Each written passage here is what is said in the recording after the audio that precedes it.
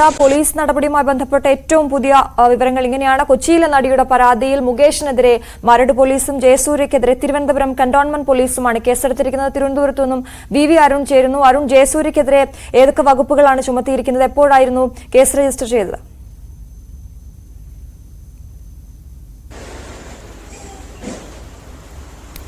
Thiruvananthapuram cantonment police case register ചെയ്തത് Indian ശിക്ഷാ നിയമം 354 വകുപ്പ് ജയസൂര്യക്കെതിരെ ചുമത്തി സിനിമാ ചിത്രീകരണത്തിനിടെ ലൈംഗികാതിക്രമം നടത്തിയെന്നാണ് പരാതി. സെക്രട്ടേറിയറ്റിൽ ഒരു ഷൂട്ടിങ്ങിനിടെ അപമര്യാദയായി പെരുമാറി, മോശമായി പെരുമാറി എന്നായിരുന്നു പരാതി.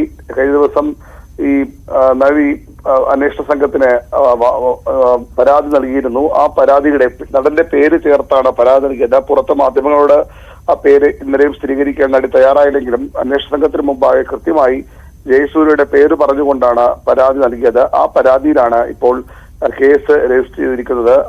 വൈകാതെ ജയസൂര്യയെ ചോദ്യം ചെയ്ത് അടക്കമുള്ള നടപടികളിലേക്ക് അന്വേഷണ സംഘം കടന്നേക്കും. തുടർച്ചയായി സിനിമയിലെ പ്രമുഖ താരങ്ങൾക്കെതിരെ കേസെടുക്കുന്നത് തുടരുകയാണ്.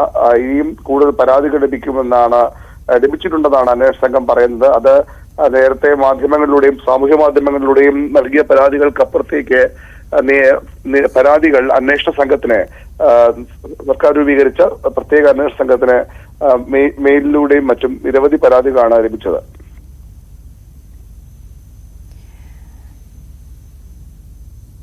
വി അരുണാണ് തിരുവനന്തപുരത്ത് നിന്ന് വിവരങ്ങൾ നൽകിയത്. ജയസൂര്യക്കെതിരെ കന്റോൺമെന്റ് പോലീസ് കേസെടുത്തിരിക്കുന്നു നടിയുടെ പരാതിയിൽ എന്നതാണ് ഏറ്റവും പുതിയ വിവരം.